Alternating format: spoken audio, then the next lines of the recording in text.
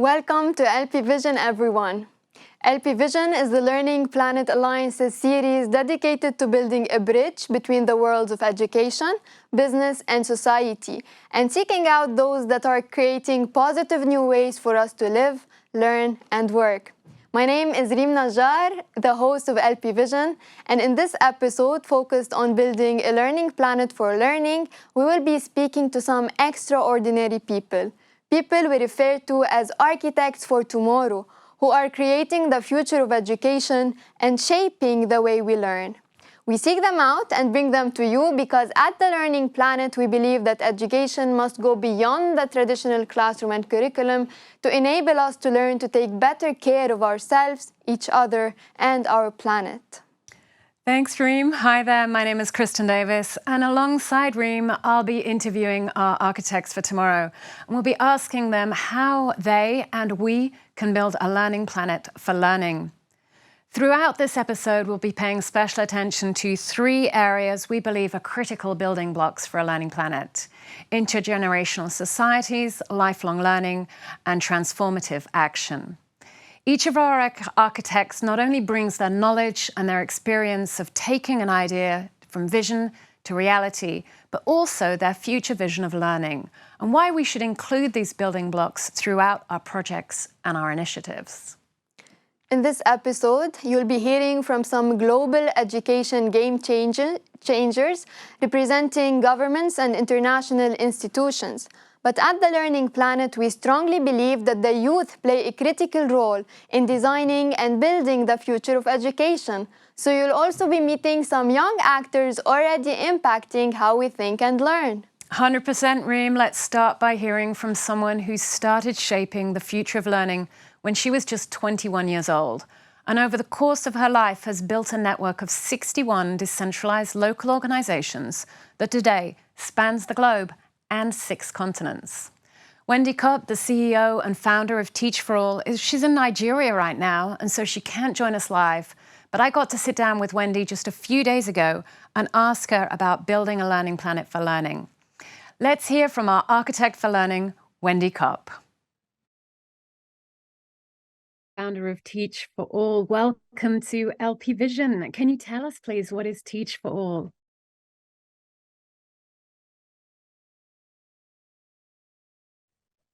Thank you so much. It's so good to be with you. Teach for All is a global network that is brought together by a shared purpose to develop collective leadership to ensure all children fulfill their potential. We're a network of more than 60 independent national organizations in 60 countries that share a common approach for developing that leadership by enlisting promising leaders of all backgrounds, asking them to commit at least 2 years to teach in their country's under-resourced communities, investing in their leadership and cultivating their ongoing leadership as a force for change, working in partnership with many others throughout the systems around kids in their countries towards ensuring that one day all kids do have the chance to fulfill their potential. Fantastic. And as an architect for tomorrow, how did you actually go from the conceptualizing the idea of Teach for All to then building it and making it a reality? You know, I came to this idea originally many years ago, 34 years ago, when I was a senior in college at Princeton University, and felt that our generation was just searching for something that we were not finding in terms of a way to address the real inequities in our country. And I had come to believe that really education is the key to transformation. It's the key to freedom. And somehow all of that came together in my head. And I just thought, why aren't we being recruited as aggressively to commit 2 years to teach in low-income communities in my own country, as we were being recruited at the time to commit 2 years to work in banks on Wall Street.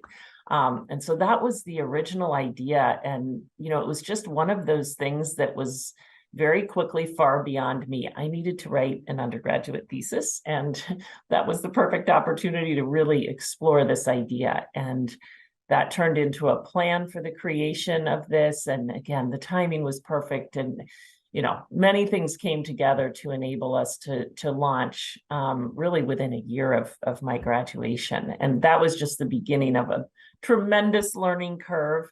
I had my head down and was really fully focused on building Teach for America, focused on my own country, on the massive inequities here. I wasn't thinking about the rest of the world until I started meeting people all over the world, maybe 15 years into this journey, who were just determined that something similar needed to happen in their countries. And that is what ultimately led, about a little more than 15 years ago, to the launch of Teach for All as this network of locally led organizations, all sharing that kind of common purpose.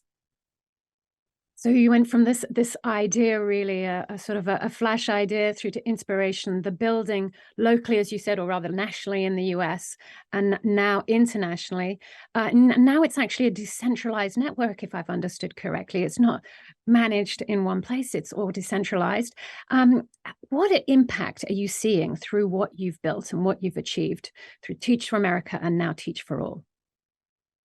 Well, I think what we're seeing all over the world is that, each of these organizations, from Teach for India to Teach for Nigeria to Ensina Brazil to, many, many others, are enlisting their countries, some of their most promising graduates from all different academic majors who have so many different career choices, to say, okay, I'm going to put my energy into working towards ensuring that the kids in our country, all of them, have the chances they deserve. And what we've seen is that does generate really measurable, important impact, academic impact and non-academic impact for kids. What we've also seen is that experience is transformational for the teachers themselves. They come to believe all the more in the potential of the students and families they're working with. They come to believe more in their own potential to make a difference. They come to deeply understand the nature of the educational inequities in their country.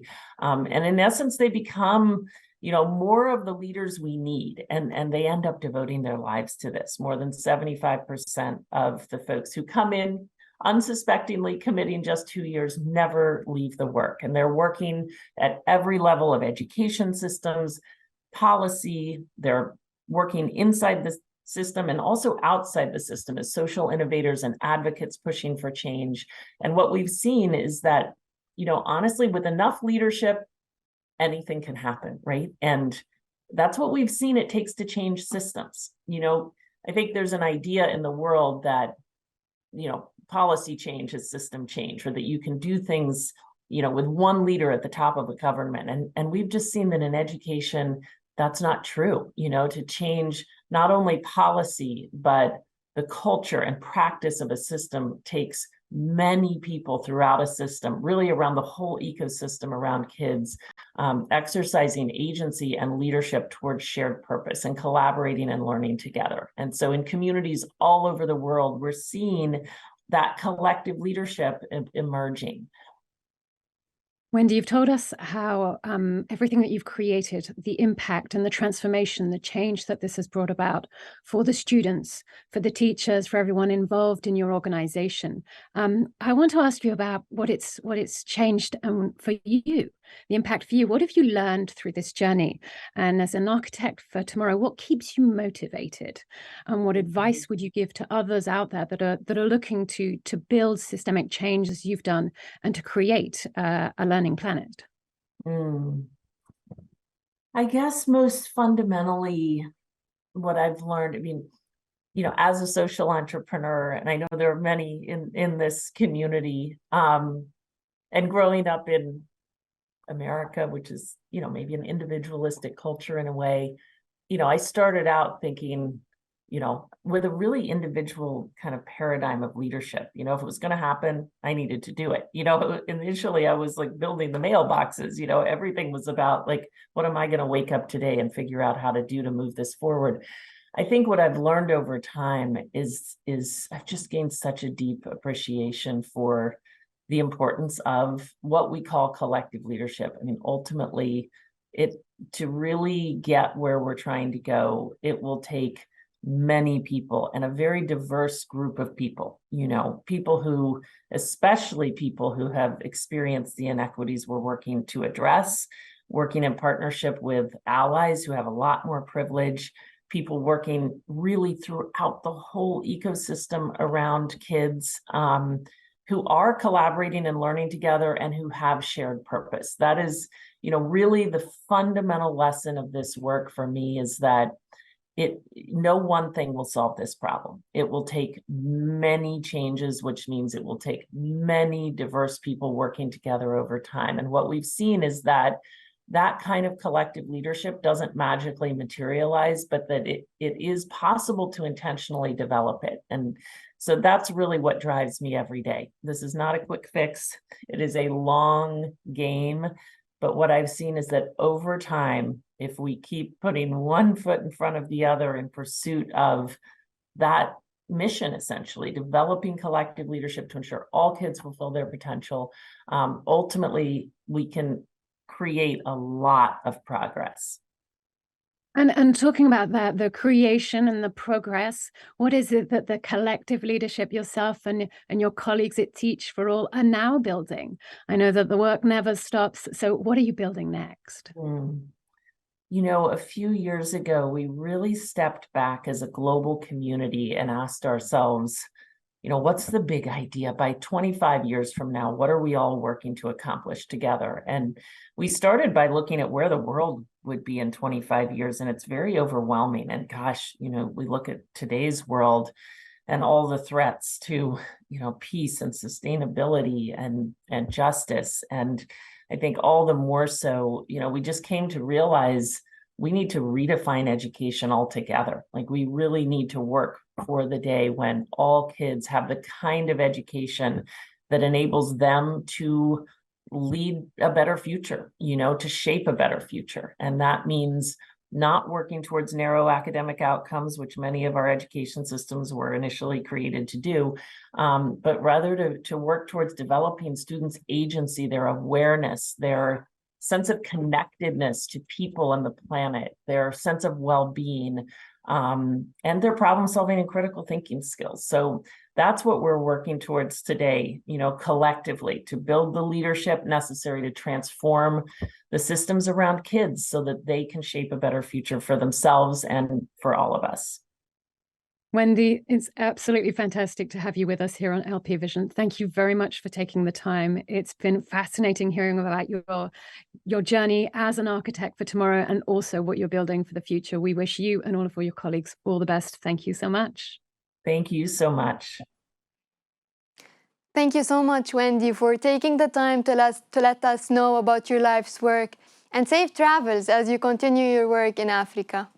Teach for All and the LearningPlanet Alliance have partnered with the Aga Khan Foundation to create the Teachers for the Planet program, and will be talking about their work recently presented at COP28.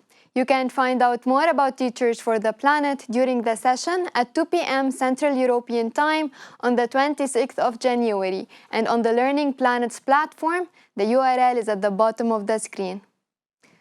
Intergenerational is one of our critical building blocks here at the Learning Planet. So the inclusion of young voices and their work is something we ensure. And it's great that we have so many young voices to bring you in this episode dedicated to learning. Let's meet our first one, Ron Berlinski, who, like me, is a Learning Planet Youth Fellow and who we can say is more than curious about the future of learning. Welcome to LP Vision, Ron. Thank you so much. It's great to be here. Ron, you are the Executive Director of Curiosity Learning. Can you tell us what Curiosity Learning is? Yeah, of course.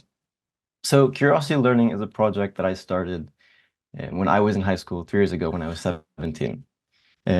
Essentially what we do at Curiosity Learning is support youth. At first it was myself, but now we support youth in starting and running curiosity clubs within their own school and communities. The Curiosity Club, what is it, I hear you ask? It's a place where learners aged 11 to 15 can come and learn anything they're interested in through projects together with one another, stimulating the curiosity and their intrinsic motivation to learn. Because when someone wants to learn, they'll create amazing things. They'll find any way possible to learn that thing. we go into schools and we find youth aged around 16, 17 to support, to give them resources and the framework to create and run this Curiosity Club. And it's really youth leading youth and really peer-to-peer learning. There is some structure to it within the club itself. We have a framework and different building blocks, but it's really owned by the guides. It's for students, by students. And essentially through every Curiosity Club session, we give them guidance, we give them exposure to new things. So it's not only about the things I'm interested in, that's it, but actually showing them, hey, there's something someone else is interested in. This could be interesting to you. And if it sparks their curiosity, gets them curious, they might delve deeper and create a project about it. Right now, we're a team of 8, 9, including myself, 9 volunteers in the leadership team. And we're also youth, technically, up to age of 23. Running the supporting guides, creating resources, and pushing growth and trying to impact more kids and getting them more curious. Wow, that is really inspiring and interesting to hear about. Ron, can you tell us what frustrations about the traditional educational system motivated you to initiate this project? Yeah, of course. Like I said, I started it when I was in high school, so it really did start out of a frustration, out of a frustration with the education system. As a kid, I loved learning. I'd come home and I'd learn magic tricks and photography, which I still do today, DJing. I just loved finding something new and the challenge of not knowing and then learning it and being able to do it and show my friends the next day. I loved it. And I really felt that this passion and this drive for learning decreased as I went through high school, as I went through the education system. And it was really unfortunate for me. It frustrated me a lot. From a personal level, it frustrated me. It didn't make sense to me that if we're trying to make lifelong learners, which is necessary for tomorrow's world, it's necessary to have people who keep learning throughout because the world is changing so quickly. Yet we're not making learning fun. We're not making learning enjoyable and making the kids actually want to learn.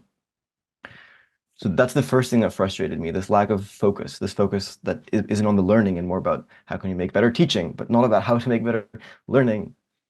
And the second thing that frustrated me is that I didn't see any change. I didn't see anything changing in my school around me. That's a big reason why it started. Afterwards, after joining network like the Youth Fellows, I see that there are things happening, but just for me, it was too slow. And that's a big reason why it started in the first place. As a student myself, I couldn't agree more with what you said about our educational system really depriving us from our curiosity as we get higher and higher throughout our classes. Ron, as an architect for tomorrow, how can we harness students' curiosity in order to use it as a learning catalyst? Yeah. I'll start by saying that I think curiosity is so powerful. It's a big reason why I'm so focused on it. But it's so powerful. Like I said, when people want to learn, not only kids, anyone, if you want to learn and create, then the things you create are so much more genuine and so much more powerful. So if we take curiosity and make that the focus, make the drive for learning and the desire to learn and to grow, the focus in education, then we can completely change the way we see things. We can completely change what it's for. To do that, there's many different ways. We define curiosity as the intrinsic motivation to learn. There's a theory on intrinsic motivation called the self-determination theory. It says you need 3 things to be intrinsically motivated: autonomy, relatedness, and competence. So autonomy, the feeling that you're in control and you have choice in what you're doing. Relatedness, the feeling that you're doing things together with other people. And competence, you're actually good at what you're doing. So how we can actually harness students' curiosities is by, I would say, focusing on this. Anytime designing a lesson, designing an activity, think, okay, how can we give them choice, the feeling of togetherness, and the feeling that they're actually good at what they're doing? And that's the key of the how. And then it can be done in many different ways. Like for us, the Curiosity Club, the system is all around that, to create anything you're interested in together through projects you're proud of, autonomy, relatedness, and competence. But if you're looking at other things, just like a lesson plan, the way in which that the seats are arranged. Is it going to be the one person talking and the rest listening? Is going to be in a circle, or do you let them choose their groups? Does the teacher choose the group? Like, just by shifting the thought, okay, how can we give them this autonomy, latence, and competence through every lesson? We can harness their curiosity and make them actually more motivated to be there and to learn and create. And yeah, so just always keeping that in the front of mind is definitely beneficial to harness curiosity. Well, speaking about curiosity, I'm curious now to know what are you most curious about and would like to explore further? Yeah, well, of course, the default answer is I'm curious about curiosity. No, I'm curious about how people learn. Like I'm always learning in terms of also as this grows, as this project grows. This December, January, it was not going to say a low point, but some schools stopped working with us, and we took that like, okay, why? What is this? Why is this happening? Just always thinking about how can we grow? How can we impact more people? That's something I'm really curious about. Just growing, iterating.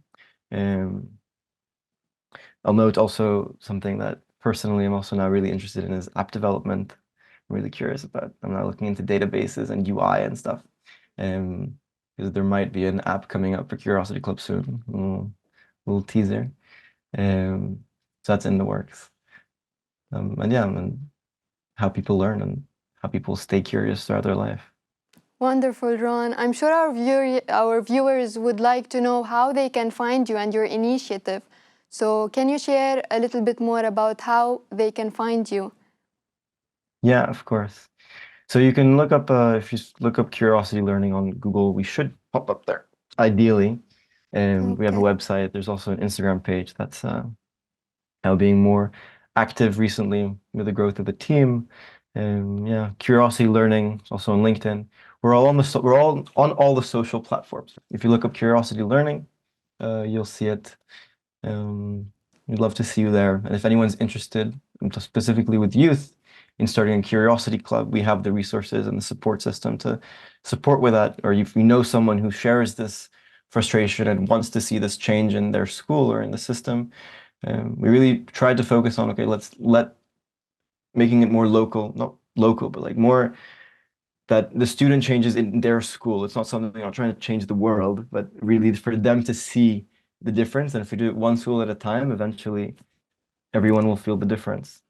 So if you know someone who shares this and would like to start the initiative, we have the support and the tools and the resources to do so. Well, thank you so much, Ron, for joining us. And to our viewers, stay curious, keep asking questions, and enjoy the journey of discovery. Thank you so much. Stay curious. Our next guest has been shaping education for a significant part of his career, both in his home country of Finland, where he was the Minister of Education, and now globally as the Director General of the International Baccalaureate Organization. Kristen got to sit down with Olli-Pekka Heinonen and ask him how he believes we can build a learning planet for learning. Olli-Pekka Heinonen, welcome to LP Vision. It's an absolute pleasure to have you here with us.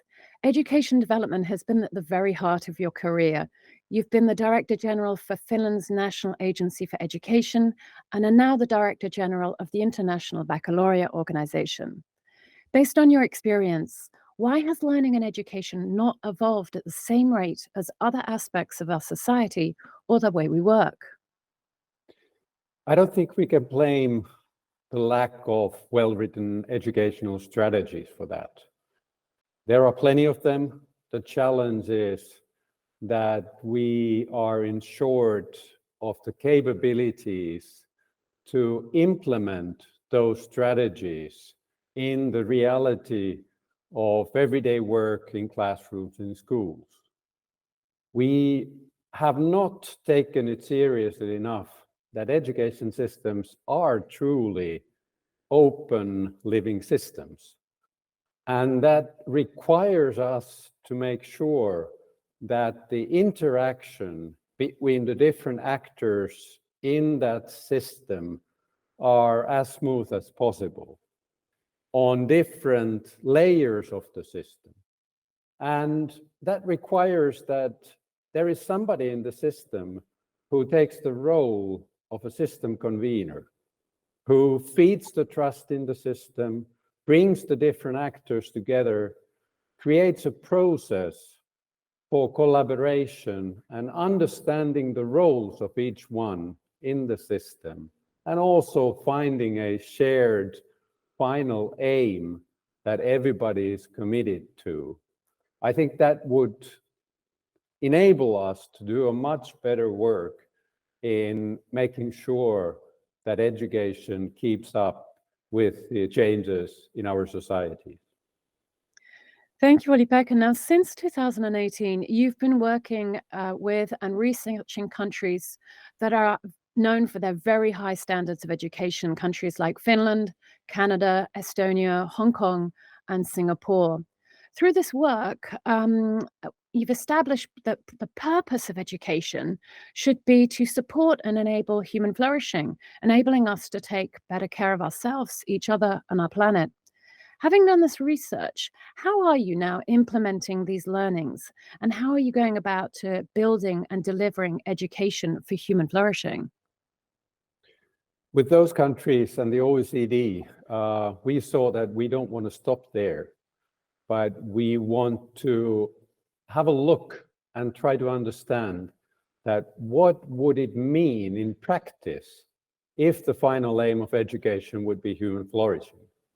And that means that we have started a process now together with the countries you mentioned and some additional countries like the UK, Austria, Australia, and Germany, to try to focus and understand that what would be a curriculum that aims to human flourishing, or an assessment system, or a teacher training and professional development, or the identity of teachers, or what the system would need to look like. And that's what we are doing right now, and experimenting also new solutions. One of those experiments that the International Baccalaureate we are doing with the United World College Atlantic is a good example of what we are doing. The UWC Atlantic has started a pioneering program for the diploma program to create a new element of a transdisciplinary action-based course that concentrates on 4 topics. They are food, migration, energy, and biodiversity. And that course is based on understanding change leadership, how change happens and how you can influence change, to concentrate on future studies, to understand what are the tools of future studies that can be utilized to make a better world. And also, third, to understand the systemic nature of making transformational changes. And that is kind of the ways that we try to find out what is needed if that kind of elements are brought into the education system. One of the key findings that we have already had is that that kind of an action-based transdisciplinary approach requires quite a lot from teacher training, because we have for such a long time, especially on the secondary level, 16 plus years, we have concentrated on the subjects and measuring the knowledge that is connected to the subjects, and making that shift towards more transdisciplinary and also more kind of competence-based approach. It sounds easy, but it's really challenging, and it requires a lot from the teacher capabilities and the teacher identity.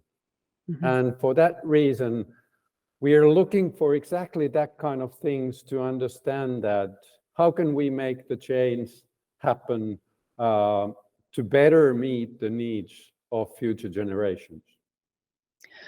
Olli-Pekka, thank you so much. We've talked about this need for a shift in the purpose of education to focus on human flourishing. And you've just described some of the things that you're doing with the International Baccalaureate Organization and others to start to realize this change. As an architect for tomorrow, what else do you believe needs to change to ensure that we're refocusing education on human flourishing and doing so correctly? Well, I would say that one of the main topics that needs to be rethought is our assessment systems, because they have such a strong impact in everything that happens in our schools. And if we don't rethink the way assessments are run today, it's very difficult to make those changes in reality in the curriculum that would embed well in the practices of schooling and teaching and learning. And of course, when looking at that, we have to think again that what is the kind of final aim of education? It is not the learning of certain knowledges, but actually the final aim is human flourishing, but put it in other words, it is how to grow to be a human in these times. That's the final aims. The skills and competencies that are important in the future should serve that final aim. So also assessment systems should be connected to that final aim. And that is quite a change comparing how the assessments, high-stake assessments in today's world are run. Olli-Pekka, Heinonen, it's been an absolute pleasure having you with us here today. Thank you so much for sharing your experience and your insights. It's been great having you on LP Vision. Thank you. My pleasure. Thank you so much. Certainly fantastic to be able to hear from Olli-Pekka about his perspectives and also to have him tell us some of the things the International Baccalaureate Organization is building for a learning planet. You can hear more about this and other ongoing actions in a special series dedicated to fostering human flourishing in learning ecosystems. That's at 3 p.m. Central European Time on Friday, the 26th of January. More information about this event and others that are taking place throughout the year are available on the Learning Planet's platform. We'll put the URL at the bottom of the screen for you now. Now, as Reem said just earlier, at the Learning Planet, we believe intergenerational societies and the inclusion of youth actors and their voices is critical. And so we're now turning our LP Vision spotlight to a young lady who, as a learning influencer on TikTok, has global reach and is teaching thousands of people about the importance of media literacy and understanding the news. It's a pleasure to welcome Kelsey Russell, who's a student at Teachers College, Columbia University, where she's pursuing a master's in sociology and education. That is, when Kelsey is not being a media hottie on TikTok. Welcome to LP Vision, Kelsey. Thank you for having me. I'm so excited to be here. Kelsey, it's fantastic to have you here. Now, I want to ask you, how did you come to be so passionate about media literacy? Passionate to the point where you're an advocate for it on TikTok, where you have thousands of followers and more than 5.2 million likes on your posts. So I think I have always loved education. I come from a family of educators and entrepreneurs. And I was pretty much in the summer after my first year of my master's program, looking back, thinking, what did I actually learn? And I just wanted to know more about what was going on in the world. So I reverted back to something that was familiar to me when I was younger, which was reading the newspaper. I asked for it for my birthday, my 23rd birthday, for the physical copy of the New York Times. I decided to share what I was learning on TikTok. and it blew up. And I've always been a big fan and a big promoter of curiosity, of critical thinking. So I decided, let me just take my audience on a journey of me learning and continuously asking why. So fantastic. You started this journey, but I want to ask you, why did you choose a print newspaper, which in fact many of us would say is an incredibly outdated format of information, and then mix that with TikTok, which is a somewhat controversial social media platform? Why did you choose these two tools to teach media literacy? That is a great question. So similar to this festival, I believe in intergenerational learning, right? And I think the beautiful thing about a physical newspaper is regardless of pretty much what age you are on this earth, you have some core memory of somebody reading a newspaper, somebody flipping through. You might see them every once in a while you pass by, or you still might be an avid reader. And TikTok is a platform that we know primarily Gen Z is using. So I thought it would be great to merge this version of physical print that might be more comfortable for older generations onto a platform that is very comfortable for younger generations. And also, I found that my mental health improved significantly when I would read physical print, because it's not okay to read a devastating news story on the same scroll as an Instagram, and then your friend is on a trip and your mom is texting you. It's simply too much for your brain to take in. So by reading physical print, you give yourself a moment in time where you decide, this is what I want to learn. I'm ready to engage with the news, and you can put it down when you're ready.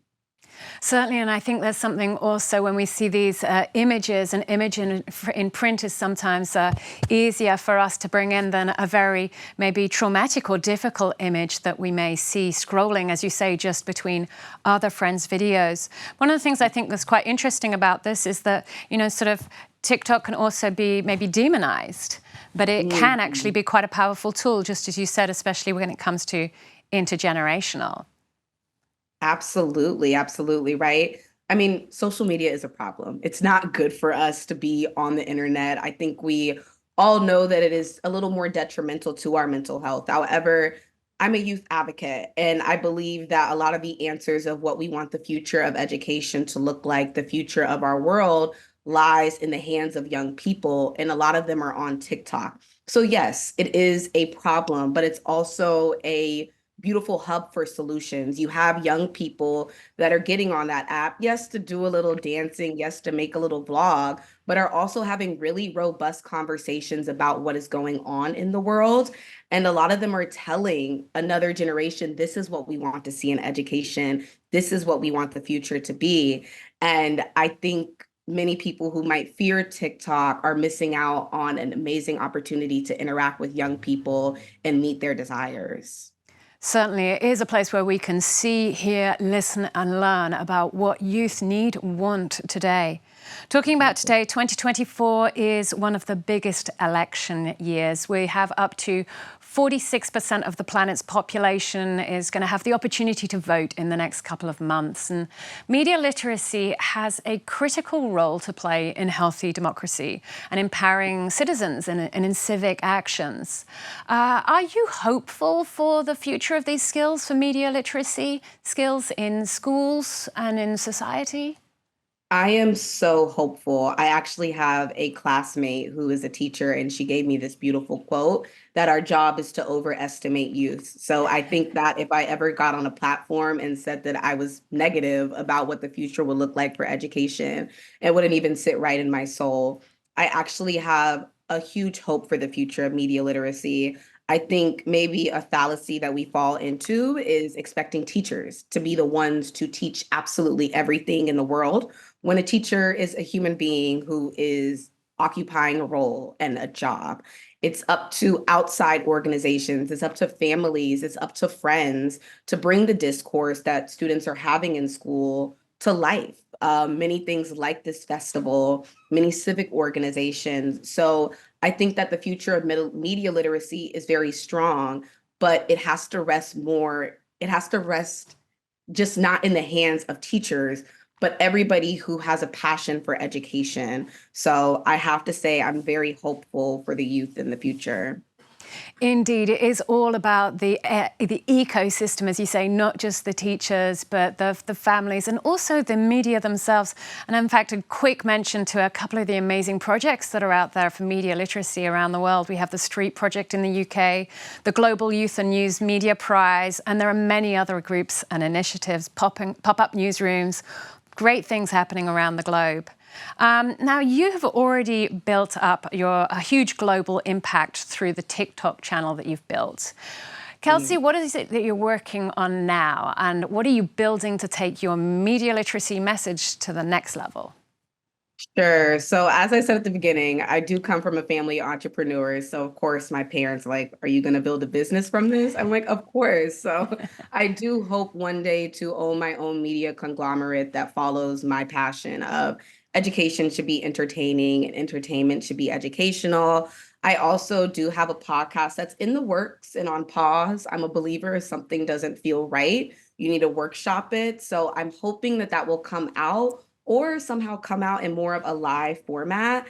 And I also like to tell my audience this will be my year of public speaking. And I'm so grateful that you all gave me this opportunity. You'll see me more at many panels and becoming hopefully the face of a promise of media literacy in an enlightened future for youth. So that is what people can expect from me. And of course, just being silly too every once in a while. Fantastic. Well, you've already teased to us about your podcast, and we'll be keeping an eye on you as a media literacy ambassador, a global media literacy ambassador. Kelsey, how can people find you, find out what you're up to? Where can they connect with you? Sure. People can connect with me on Instagram, TikTok, LinkedIn. All of my handles are the same, KELSCRUSS. It's supposed to be Kelsey Russ, but most people call it Kels Cress. So those are the platforms that I'm on the most, and that is where people can contact me. Kelsey, it's been absolutely fantastic having you with us here on LP Vision. Thank you so much for joining us and for being a true architect for tomorrow for learning. Thank you, Kelsey. Thank you for having me. Take care. Take care. Now we're switching from one digital platform to another and thinking about the critical role platforms play to connect us to essential services, including digital literacy, education courses, new skills training, and keeping us up to date as our work and society change. Now, most of us got a taste of this during the pandemic. Since then, we've returned to what could be described as normal life. But around the world, there are millions of people that are displaced, forced to leave their homes and their lives to seek safety, or even forced to shelter and stay in place as it's just too dangerous to venture out to school and into the streets. Even before Russia invaded Ukraine in February 2022, the Ukrainian government had plans to create a state-of-the-art platform that would digitize many of its services and enable citizens connect and use its tools from anywhere in the world. Today, 6.2 million Ukrainian citizens are refugees. They're scattered around the globe, and it's the government's DIA platform that is now an essential part of their daily lives, including, for many, for them to be able to access schooling as well as to access reskilling and upskilling courses. Let's now learn how Ukraine is building a learning planet for learning using their DIA platform from Valeriya, Ionan, the Deputy Minister for Euro Integration at the Ministry of Digital Transformation of Ukraine. Greetings from Ukraine. I'm very pleased to welcome everyone to UNESCO's International Day of Education. Since 2019, we at the Ministry of Digital Transformation have been building the most convenient digital state in the world. Ukraine has become the first country in the world where digital passports are totally equivalent to paper or plastic ones. Our citizens have one of the fastest business registrations online in less than 10 minutes. Ukraine also has been called a European digital transformation tiger. To achieve these results quickly and efficiently, we have created DIA, an ecosystem of digital products with our core product, State Super App DIA, a game changer of public services with almost 20 million users, 14 digital documents, 30 services and a digital signature available in the app. We also have a state portal of public services DIA with more than 100 services for citizens and businesses.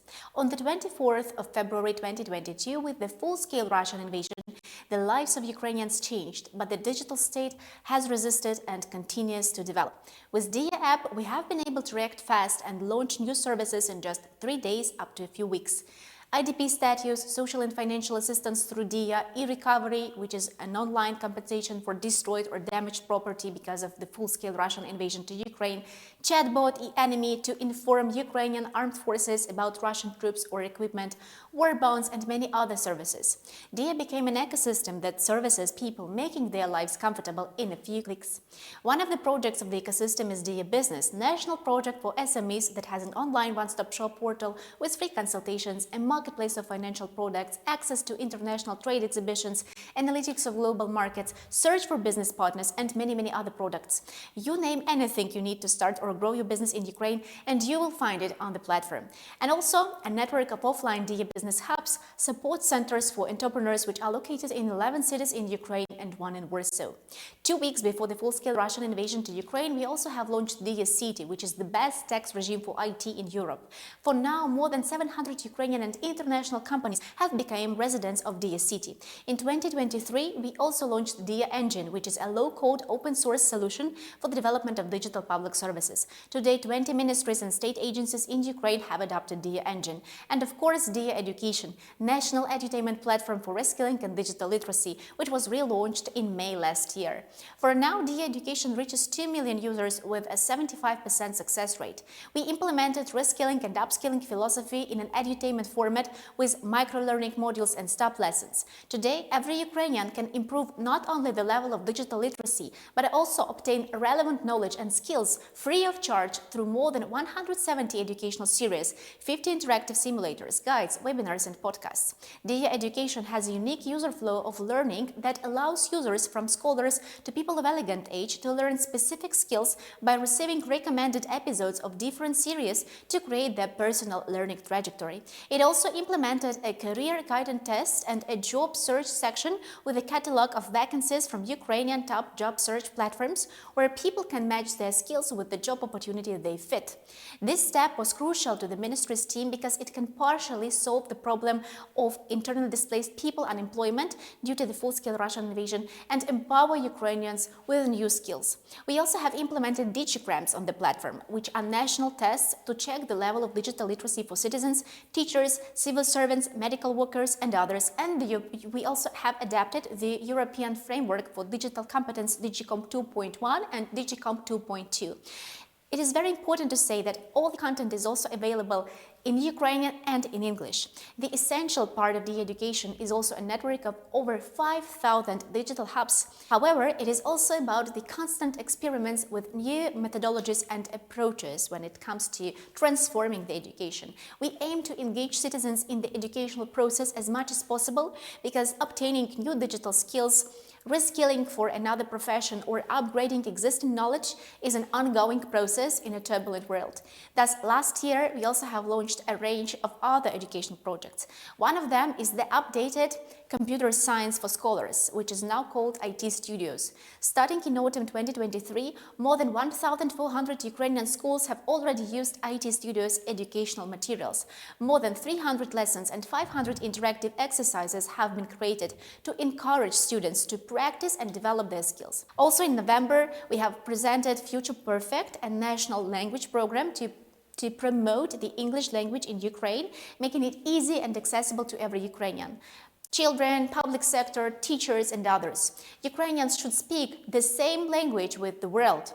Thus, for now, 2 free tools are already available. The first one is Promova, which is a platform and an app for learning languages with a personalized approach. By the way, during the first month, 73,000 of Ukrainians registered through DIA signature.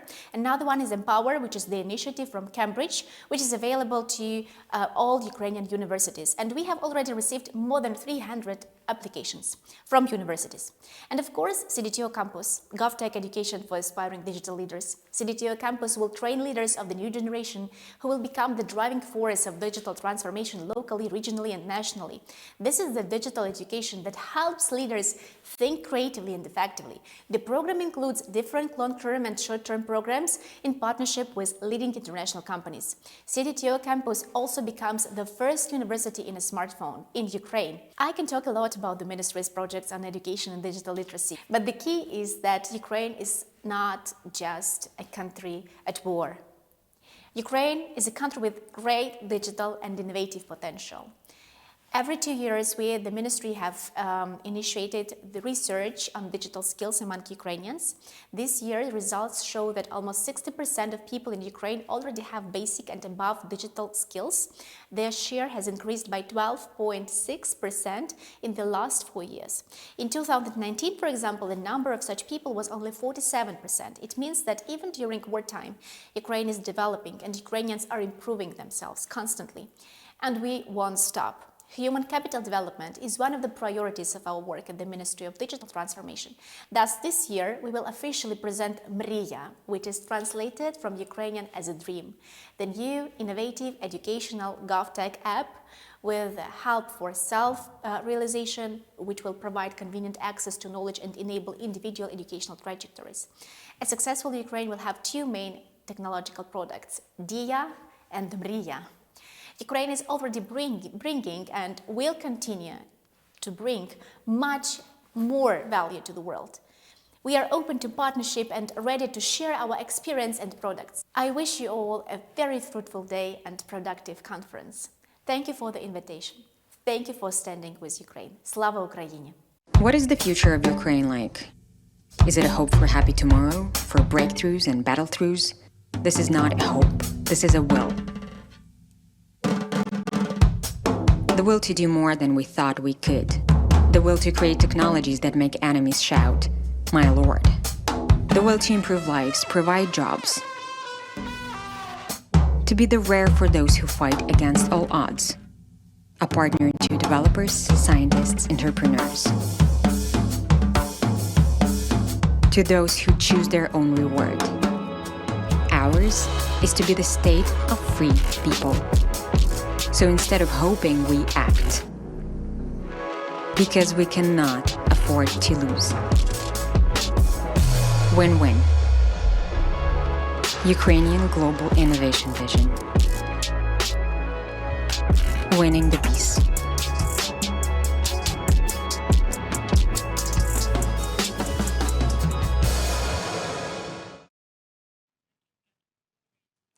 Thanks so much to Valeriya Ionan for her message and for showing us how Ukraine is building a learning planet for learning via their DIA digital platform.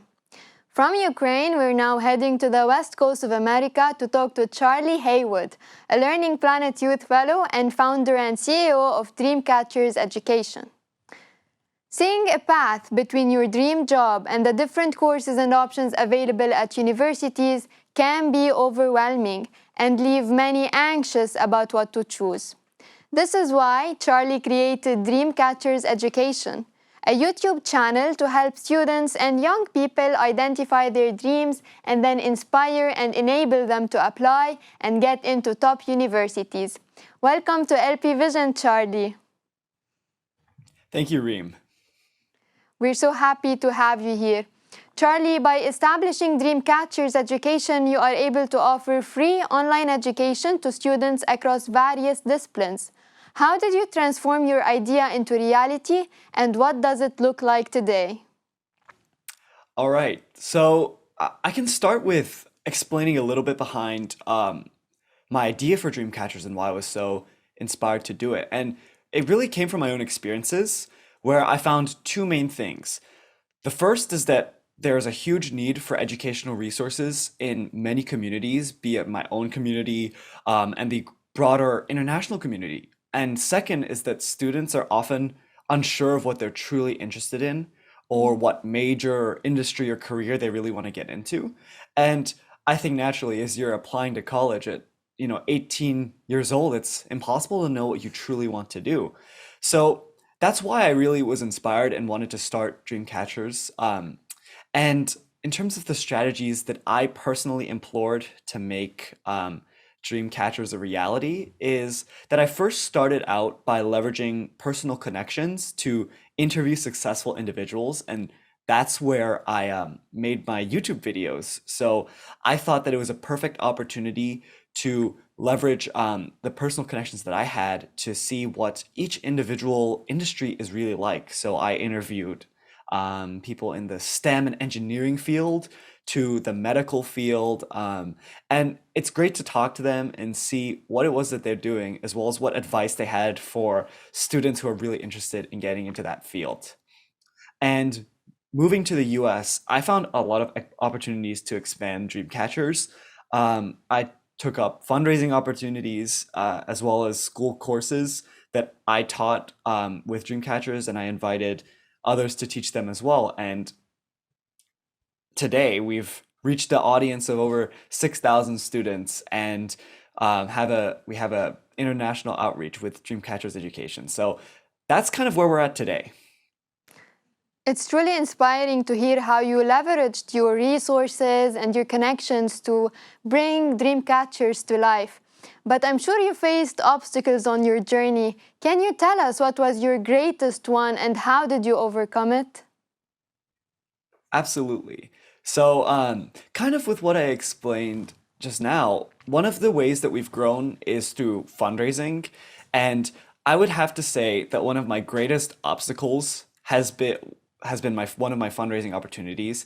And last year I did a fundraiser with a local philanthropist here, Tom Roach, and the Salvation Army for education for Ukrainian refugee students. So as a result of the war, unfortunately, a lot of students were not able to get not just a quality education, but really any education at all. Yeah. And this was, personally really tragic event. And as I'm so passionate about education, I couldn't sit by and do nothing. So when I saw this opportunity to help, I had to act.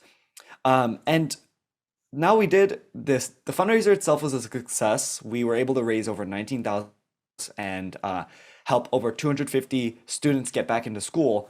But unfortunately, I think my biggest failure was that I wasn't able to really convince everyone in the community and convey how important of an issue this was and how passionately I and many others felt about it. Now, naturally, there's always no right and wrong answer to, questions like these, because a lot of my own community locally is in need and needs educational resources and all the help they can get. But this was something with the Ukrainian students that hit really close to home for me personally and was something that I was really moved by.